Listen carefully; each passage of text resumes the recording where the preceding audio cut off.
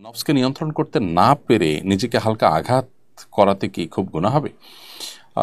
দেখুন, প্রথম কথা হলো যে নফসকে নিয়ন্ত্রণ করতে না পারলে নিজের প্রতি নিজে আত্মশাসনের অংশ হিসাবে নানাবিধ শাস্তি আরোপ করা যেতে পারে, আর্থিক শাস্তি আরোপ করা যেতে পারে বা বন্দিগি আরোপ করে নেওয়া যেতে পারে। কিন্তু নিজেকে নিজের শরীরকে নিজে আঘাত করা, এটা মৌলিকভাবে শরিয়ার যে স্পিরিট তার সাথে যায় না। হালকা আঘাত করলেন, সেটা অবশ্য না জায়েজ বা হারাম হবে না, কিন্তু তারপরও এটি আপনার কোনো পদ্ধতি নয়।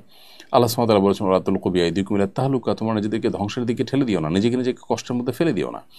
তো সেটা আমাদের করা উচিত নয়। তবে হ্যাঁ, এ ধরনের অপরাধ হয়ে গেলে রাত জেগে বাদবন্দি করা, সাদেকা করা, নামাজ কালাম পড়া, কোনো একটা ইবাদতের মধ্যে নিজেকে আবদ্ধ করে ফেলা, নিজের জন্য সেটাকে আবশ্যক করে নেওয়া, এরকম কাজের মাধ্যমে নিজের নফসকে নিয়ন্ত্রণ করার চেষ্টা করা যেতে পারে।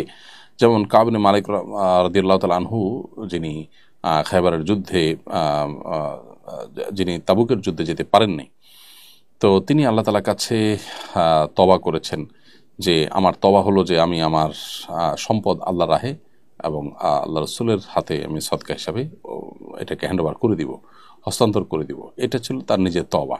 তো এই ধরনের তওবা হতে পারে যে নিজের ভিতরে নিজে সাদেকা আবশ্যক করে নিলেন। আর এর বাইরে আপনি নিজেকে নিজে প্রহার করলেন, এরকম কোনো তওবার শিক্ষা বা কালচার ইসলাম আমাদেরকে সেখানে। তাছাড়া নিজেকে নিজে আঘাত করা, নিজেকে ধ্বংসের দিকে ঠেলে দেওয়া, এটা কোন আলোকে নিষিদ্ধ, যেটা আমরা একটু আগে আয়াতের মাধ্যমে জানলাম।